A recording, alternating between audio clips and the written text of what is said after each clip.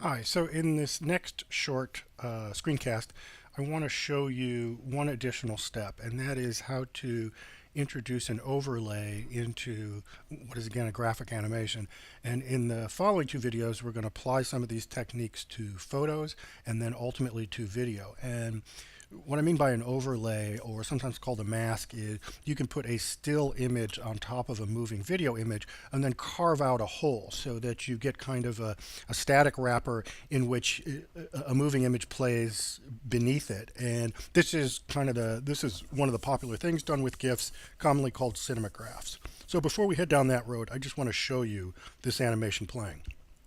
So these are three cogs rotating. You can see, interestingly, there are 8 frames and 8 layers, yet you get a nice sense of motion from this. And this was created in Photoshop. Each layer was sort of had the 3 cogs and was adjusted slightly using that place tool. There are other ways to create a graphic like this in Illustrator, but I thought I would just demonstrate that for you quickly. What I'm going to do is create kind of an overlay using this outline of a profile. And rather than just cut and paste this outline on it, this is a good example of when it's important to use place embed. So I'm going to go down here. I'm going to get that outline and I'm going to place it. And because I'm using the place embed, it's automatically creating an additional layer for this graphic element. And even though this additional layer does not show up in the frames timeline or frames panel at the bottom, it will appear in the GIF. It's just an idiosyncrasy, and there are many in Photoshop about the relationships between frames and layers, and some of these are addressed in the troubleshooting menu. So you could see how because I placed this, I was able to size it, stretch it, get it to sit perfectly on top of the cogs the way I want, and then I hit return. And now I play my animation. Now, one additional step.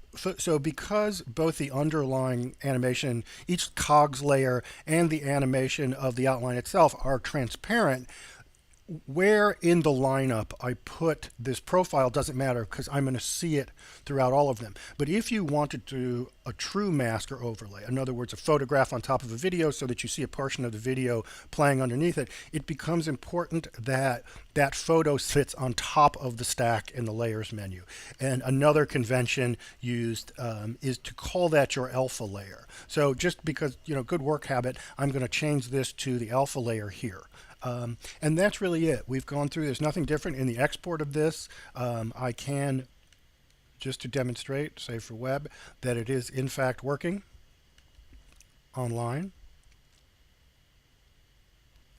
And there you have it. So in the next video, we'll begin to incorporate still images into GIFs, and then the final video, we'll sort of weave it all together with a still image, actually a screen grab from video, overlaid on top of an image to create a video image to create a cinemagraph. That's it. Thank you.